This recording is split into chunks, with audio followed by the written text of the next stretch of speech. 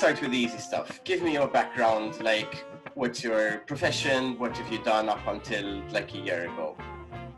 Sure, yeah. So I come from a software engineering background. I did computer science at university. A little bit of a jump. I started in engineering and I went into computer science because I really liked programming, and I was based in London, so I jumped through a bunch of small companies and startups, and I started specializing in data engineering, so kind of working with huge data sets and kind of working on the cloud and startup stuff. So I ended up working on a lot of different side of things. So I got exposure to all kinds of different, like front end, back end, all this kind of software side of things. I was really enjoying it. And then about 2 years ago, shifted to a small biotech startup where I basically kind of was the first software engineer, and I built up a team up to about 6 or 7 people. And then at the end of last year, I ended up leaving there for various reasons, as jobs do. It came to an end, and I had a bit of savings, and I thought I want to kind of work on climate stuff full time. Just give it a year, see where things go.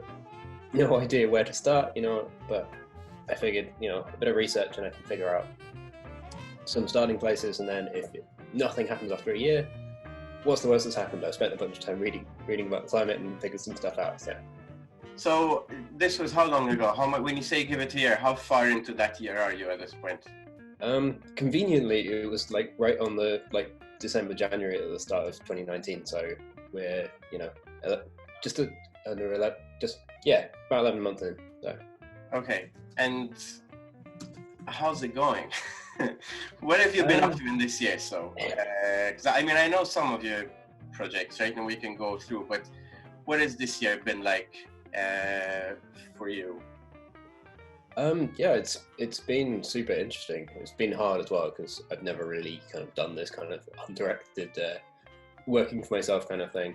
I started off just researching. As I said, I had no idea what a software engineer could do, so I started basics, like where does CO2 come from, all this kind of stuff.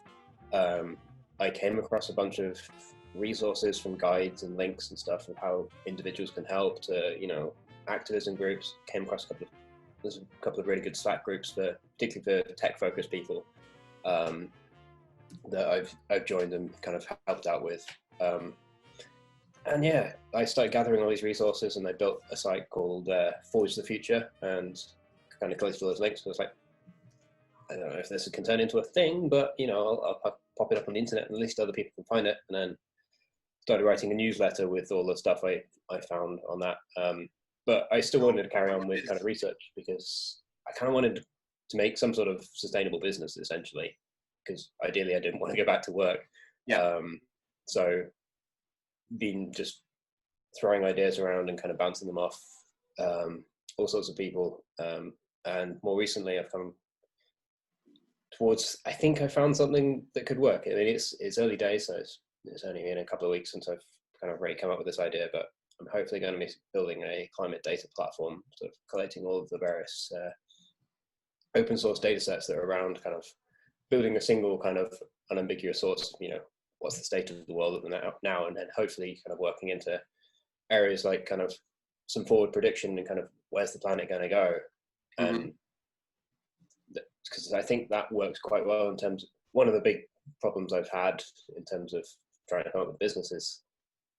This is a hard case to make when you want to sell information related to the climate, because there's a sort of moral imperative to make it free, because everyone should have this information. But certainly with kind of prediction and things like that, businesses will pay for it, but there's also quite a good amount of that information you can make free and kind of to help out individuals in terms of understanding where we are and where we're going to go. So that's my plan right now. So let's jump back a little bit to Forge the Future, right? Which is forgethefuture.com, right? Can you tell me a little bit about that? Like, what is it? How many people do you have kind of maybe following or subscribing, or what are they getting from you there? Sure. Yeah. I mean, as I said, it's kind of like I just came across all of these links and resources and things, and when I started looking for stuff, it felt like there wasn't really anywhere that I could just go and go, how do I find out about this? How do I find out what, what are the problems? Where's CO2 coming from? What can I do as an individual? And I found all these like little bits and pieces. So it's like, I'm going to collate them all and kind of categorize them. So it's basically like a big directory of, everything from companies working to help out the major kind of causes of CO2 to, guides on, how to tackle recycling or food waste or, or what's the biggest thing you can do as an individual, or like, how do you contact your politicians, all these kind of things. So I just kind of like put them all up there and categorize them. And then I've also kind of started a newsletter as part of that to kind of keep people up to date with climate news and what's going on.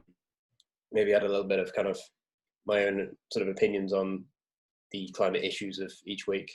And yeah, we're up to about 100 people now. So it's gathering speed slowly. I haven't really promoted it that heavily, but yeah, I keep getting feedback that people like it. So I'm going to keep on going. So yeah, I subscribed to your newsletter. When was it? A couple of months ago now, I think. How often are you sending out? Is it like once a month that you're sending out an update? Once a week. Once a week. Yep. Once a week. Okay. And how much time does that take you at this stage? Like, you have a process? Is it like a quick thing, or are you still spending like hours, or how does it work? I wish it was a quick process. Unfortunately, it is quite slow. It takes me maybe a day of work a week, because I try and read like all the stories that I feature, and it could be like 100, 200 stories. So I try to read through them and then summarize them into an email. It takes quite a lot of time, but yeah. Yeah. As somebody who sort of has more of a background in like writing and marketing, it's kind of it's nice to hear you say that, in a sense, because a lot of people discount how hard it is to summarize something sometimes. But okay, so is that something that you're trying to like build into a revenue making thing, or what's the status at this point of Forge the Future? Do you want it to be just a kind of a fun side project?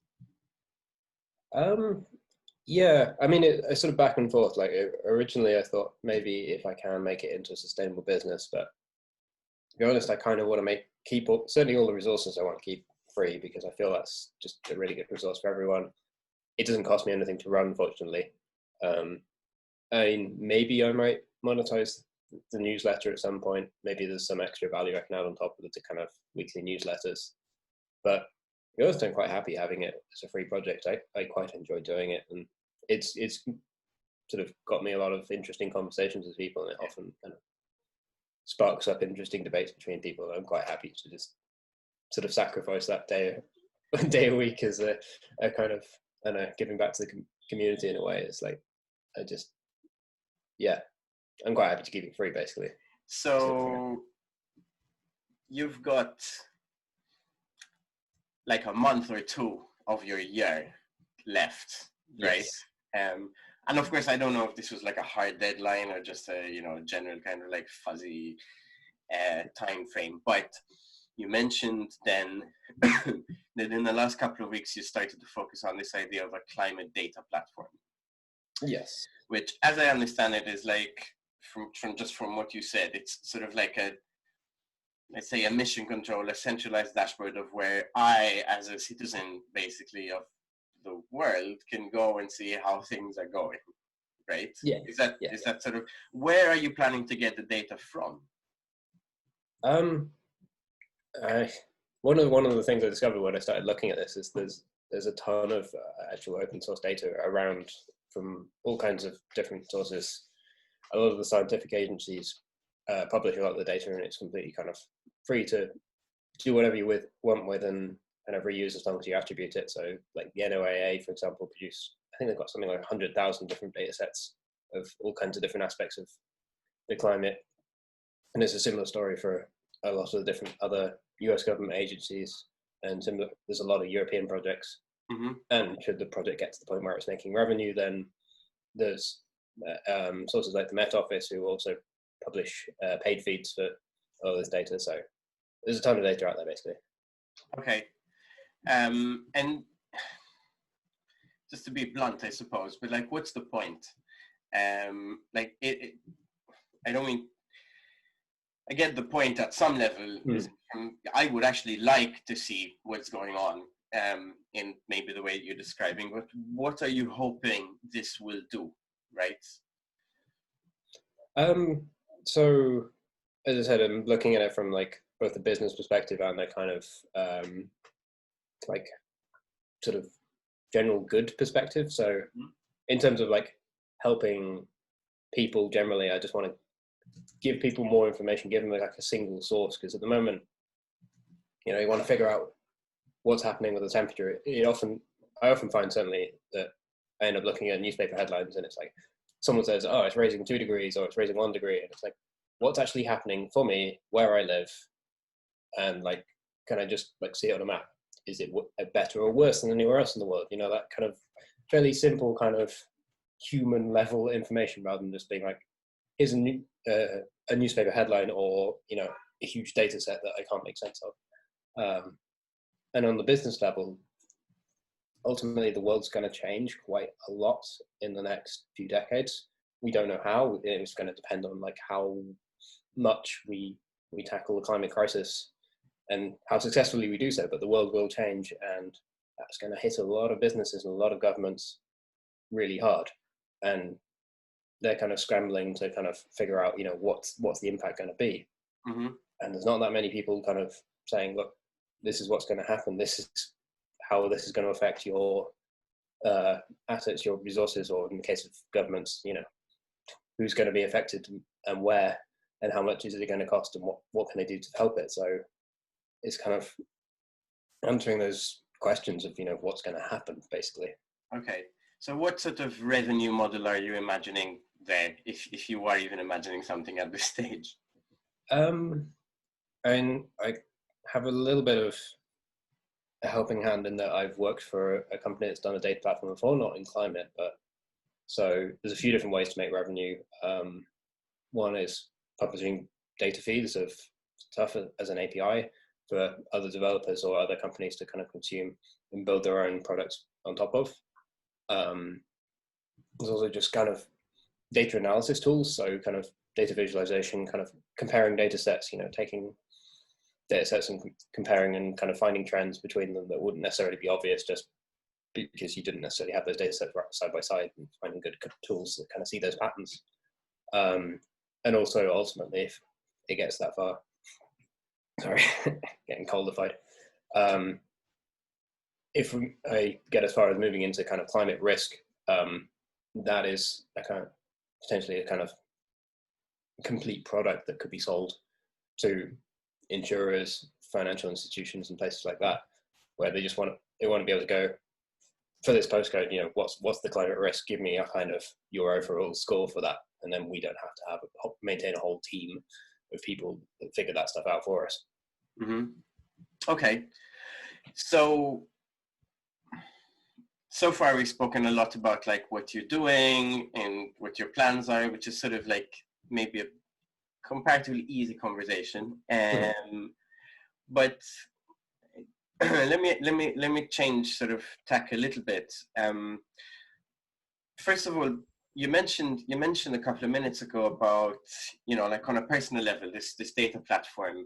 For example, you mentioned about like, or sometimes I might see a headline that says, oh, it's warming by 1 degree. Another headline says this. Another headline says, whatever, these many scientists say this, and so on and so forth. And even for people who are, you know, willing to read in depth, it's still hard to know what exactly is going on and what to believe sometimes. Now, you have, I suppose, this position where for the last few months or 11 months or so, you've been reading a lot of stuff, right? You mentioned like 200 articles a week or something like that. How do you work out what's true and what isn't? What is, you know, what I hate using the term fake news because it's become such a sort of like overused, like politicized term. But what is true and what isn't? How do you work out like what to believe, what to worry about, and what to not worry about? How do you tell if somebody's really done their report, their fact checking well when you're reading an article on The Guardian or CNN or wherever. Yeah, it is tricky, and it is definitely an element of sort of when I'm looking things up. But I think firstly the problem of, like, I guess fake news is not as big as people make it out to be. Like, it's often kind of, it tends to focus around certain sensationalist topics. Climate does sometimes come into it, but a lot of the bigger papers tend to be fairly trustworthy. But also, particularly the bigger stories, you'll see them pop up in multiple places. If you see it popping up from multiple reputable sources, and you can dig back and find, here's the paper behind it. I mean, certainly for anything that's kind of, hey, such and such has like overturned 20 years of research, it's like, yeah, I'm going to check that one. I'm definitely going to dig into that. If it's kind of, sometimes it's sort of a sense of intuition, like I've been looking at this stuff for 6 months now, kind of doing these newsletters. So, if it fits with the general trend, and it's like, oh yeah, I remember that from a story from like 2 months ago. It's like, yeah, that's kind of correlating. Whereas if like something doesn't fit together, it's like, yeah, we're going to probably poke into that. So it's yeah, I guess just, common sense and kind of general kind of network of having known what's going on for a while. Okay. I'm probably going to make mistakes in places, but we all do, and it's about kind of noticing that and owning up to it, I guess. For sure. So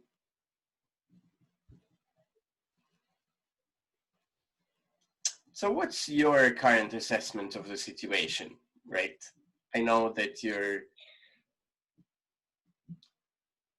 I don't know how you would describe yourself, but you're certainly more informed than I am, for example, right? Like you've certainly read more than I have about the topic. And even so, like with people who have done quite a good amount of reading, I still hear very different opinions. And unfortunately, there's still opinions, right? Of, some people who say, oh, it's exaggerated. It is a problem, but it's not that bad.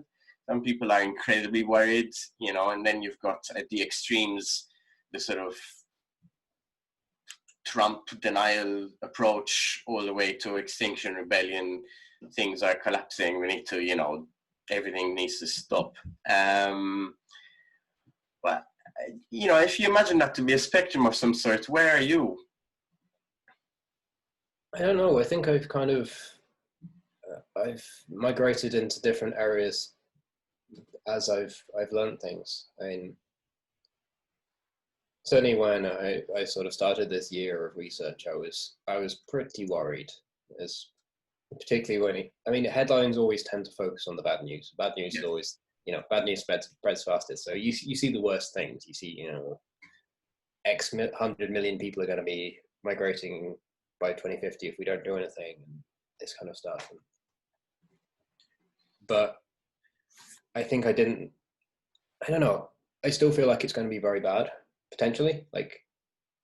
But I feel like momentum is shifting, and maybe I'm just a relentless optimist, but I feel like in a way, it's kind of to keep myself going, because, I'm trying to help in my own little way of like helping tackle this stuff. It's like, I want to believe we can like fix things. I don't think we're going to fix the planet back to the way it used to be, but I think we can kind of hopefully mitigate the worst of a lot of these kind of, these sort of scenarios where, huge swathes of the planet become uninhabitable and things like that, Okay.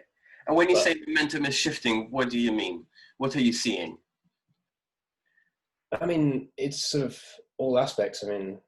So for example, on the sort of VC investment startup side of things, which I've been more involved in the last kind of month or so, talking to people, I've spoken to a few people who started companies in this area a year and a half ago. They said, I literally hadn't met anyone who was trying to do anything in this area until 6 months ago, and now I know a dozen people. And the same with investors. Investors sort of saying, yeah, this is actually a thing we can invest in now. Whereas, a couple of years ago, it was like, yes, this feels like a cause that's really worthwhile, but it's not an investment opportunity. It's just not, but it's too risky for us. And on the activism side, here in the UK, like Extinction Rebellion, like they took over the entire of the central London for like a week, and it just dominated the headlines in a way that hasn't done before. You see all the net zero legislation and commitments from countries and states around the world. Maybe those in themselves aren't going to change anything, but the fact that governments are actually going, yeah, this is a problem, it's saying that they care about it in a way they never used to. Yeah. And this has all happened in the last year or so, and it feels like things are shifting. It's become part of the general consciousness in a way it never used to be. What's your view on Extinction Rebellion? Like, do you agree with their tactics? Do you agree with their outlook? I think broadly they're on the right lines. Like, activism is the biggest thing we can do, and I think they are right in that you do need to kind of tread on a few toes to get people's attention. Yeah, it is a pain when they shut down central London. It does inconvenience a lot of people. Like, not all of their tactics necessarily I agree with. But I think they had disagreements themselves. For example, someone jumped on top of a tube train and stopped it. It's like, you're probably not going to win any friends there. But I think broadly, yes, like a bit of civil disobedience. I mean, they've been very clear about not being aggressive, not being violent, and just going, we're going to stand in the way until you pay attention. I think that's a very, very valid tactic. Have you been protesting? Sorry? Have you been protesting personally? I've taken part in a bit. I'm not very good at standing up and shouting in picket lines, but I've taken part where I can. Okay, it's a tricky one with Extinction Rebellion, because they get a lot of criticism about maybe the people they're impacting are sometimes not really the people who they should be affecting, right? So I think some of the London protests sort of affected some of the poorer people in London, for example, rather than inconvenienced that sort of like the richer people or the decision makers as much. I keep every conversation I have about XR, I sort of like just change my view from one day to the next. It's very, I feel like a bit of a fraud really, because one day I sort of feel like, yes, you need to, raise this level of awareness. And then on the other hand, I kind of feel like, it's not really the best way of convincing people, right? And then the next day you sort of think, well, the other stuff hasn't worked for convincing some politicians, so it's tricky. I'm glad they're around. I'm still sort of like flip-flopping as to what exactly I think about them. But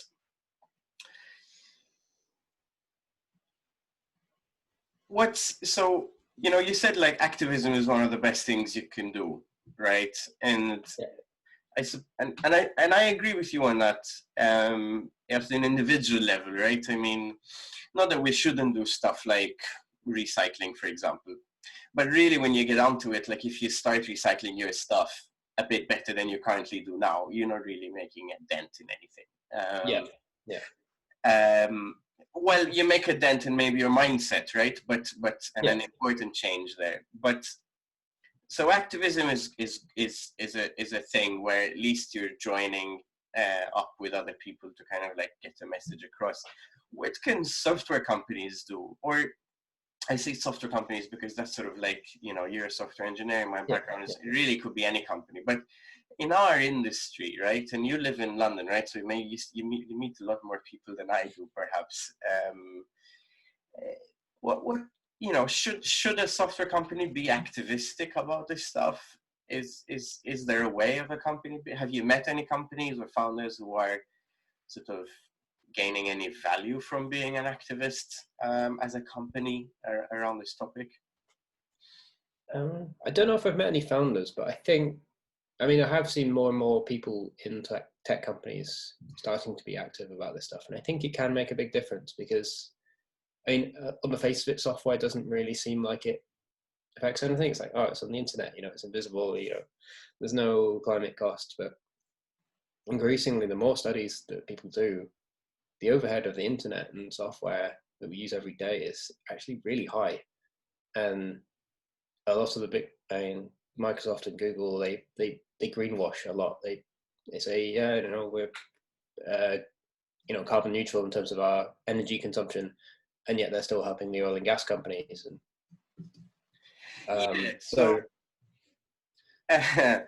I'm glad you mentioned both of those things. So I read a few different things as to what the carbon footprint of the internet is, right? And it seems pretty massive. Like the lowest estimate I've seen is that it's about to overtake sort of global plane travel, right? Yeah. Is that correct from what you've read, or what is the truth here? That's certainly around the kind of estimate I've seen is around I think it's around 3 or 4% of CO2. It's one of those things where... Sorry, how much did you say? 3 or 4% of global CO2, yeah. I think, off the top of my head. It's a little bit complicated by a lot of the big tech companies don't publish how big their data centers are and where they are and things like that. They'll at most publish, an overall figure of how much CO2 they produce. And a lot of the kind of routing infrastructure and network stuff is just, people don't know. It's like, it's run by so many different people in so many different places. No one's really done the sums yet. And that's a kind of another hidden cost that no one's really gone into. So it's likely to be bigger than that 3 and 4%. Yeah. 4%. And it's growing, isn't it? Absolutely. I mean, we're sort of guilty of that in some ways. Like our job in a lot of ways is usually about getting more people to use software more. Yeah. Whether you're building it or selling it. But do these estimates like take into account, for example, the actual use on the consumer side of things? So like, the charging of the phone that you're, on the browsing of things, or do you know about that? No, to be quite frank, I'm not totally sure. Certainly from my kind of top of the head estimations, like charging devices and things like that, is not particularly huge. A lot of the kind of the cost of the internet and tech in general is generally the kind of the data centers and streaming all the data back and forth on all of the network stuff. Just things like Netflix and like streaming video and stuff, just streaming it all across the internet. That's what really eats up a lot of the costs. Like individual consumers using their phones, I think. I mean, it's probably not insignificant, but it's not the same growth as just the back end, which is running, this tech infrastructure and the AI stuff that's particularly at the moment is growing a lot. Okay. So let me ask you one last thing, and then we'll probably wrap up. You mentioned greenwashing by the big companies. And that's interesting because I wasn't aware until quite recently that Google, for example, claims to be carbon neutral and has claimed this since 2010 or so. Yeah. Right? But you're saying they're greenwashing to some extent. And I wouldn't be surprised, unfortunately, I wouldn't be surprised. What do you mean? What are these companies doing? The big tech companies, well, particularly Microsoft and Google. Amazon is its own special case. It does its own thing. They've concentrated a lot on their energy usage. So they've tried to make sure their overall energy bill is climate neutral. So they buy in renewable energy certificates to offset the cost of the energy that they can't buy directly from renewable sources. And they're buying wind farms and solar farms to help power the distance, which is really good. And they're trying to lower the overall life cycle cost of a lot of the data center components and things like that. That's all great stuff. Like there's nothing wrong with that. What is objectionable is that they make a lot of money out of selling their various data services and AI services to fossil fuel companies to make the oil extraction more efficient, to find new oil fields and map them out and things like that. They make a lot of money off that, and they carefully don't say anything about that. It's advertised within the fossil fuel industry, and they keep very quiet about it to everyone else. And then they go, yeah, look, we're green, and just don't mind about this thing over there. Okay. Yes, and there was something in the news recently about Amazon and Microsoft sort of bidding for a defense contract in the States. I don't remember the details of it. I should look that up, but which I don't think was necessarily climate related, but still sort of points to some of their activistic employees have sort of pointed to that kind of contract as something which is of questionable ethics anyway. So why is Amazon a special case though?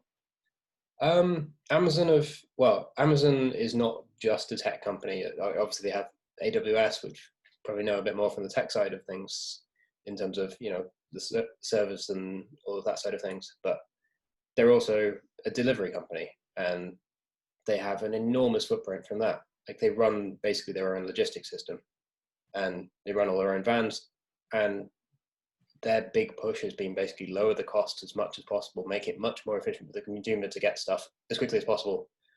They push people to use their delivery stuff as much as possible. This single day delivery, the 2-day delivery. Amazon Prime is designed to get people to buy more stuff more quickly. And there's a huge footprint associated with that. And up till very, very recently, they basically said, no, we're not going to tell you. We're just not going to tell you what it costs in terms of carbon. We're dealing with it, but just don't ask us questions. And they just essentially acted like a big black box and said, yeah, we'll sort it out, and gave no insight into kind of what they were doing or how they're doing it. And even now, they've published a few figures, but it's not really enough. Considering the size of the network they're running and the kind of the way they run their business, it feels like they care about profit first, and the climate is a very far second place. Okay. So are there alternatives, from a tech point of view? If you're an engineer who needs to host something, right? Where's the best place to do that? It's actually something I'm looking at the moment with this new project I'm working on. I haven't made a final decision yet. Some of the best people to actually ask there's a lot called the Green Web Foundation. They've been going for quite a while now, like 10 years or so, and they basically specialize in exactly this kind of stuff. It's like, if you host with AWS or Google, what's the actual kind of climate cost of that? How do you design your services to use the least energy and be most carbon efficient? And they've got all sorts of guidelines on that kind of thing. I know there's a chap called Chris Adams who spends a lot of time going around just basically talking about this kind of stuff and kind of asking these kind of questions, probing government and business and kind of saying, how much does it actually cost? Yeah, that's it. I Googled it while you were speaking. Sort of bad habit of doing that, as I'm sure a lot of people do, but it doesn't seem the greenwebfoundation.org seems to be having trouble loading up. So I'm hoping it's a temporary thing, because it would be good to link to it. But yeah, okay. So you haven't yet made a final decision, but there are options. Yeah, I mean, ultimately it's probably going to come down to being one of the big players, but it depends what you want to do. So there's certainly for sort of smaller stuff like static sites and things like that, there's a lot more smaller options in terms of hosting and options within the EU. And there are a few green providers that provide to base levels compute. In terms of the higher level stuff, like all of the data processing and all of that stuff, it's a little tricky now because there aren't really that many alternatives. Yeah. The EU are working on a project now. I don't know whether it's going to go anywhere, called Project, I think it's called Gaia X. It's meant to be a kind of European alternative to AWS and Google. That may end up being greener as well. Okay. Given the EU's sort of increased focus on that. I don't know whether that's going to go anywhere. It's fairly early days. It's just trying to break the US monopoly on compute services in some way. As much as I'd like to see that monopoly broken, I'm not sure the EU is the best sort of. Yeah, I think it's more about kind of getting the ball rolling rather than expecting the EU to ever come up with anything finally themselves. Okay. Well, thank you very much. I think that's been we've touched on a lot of topics there. So.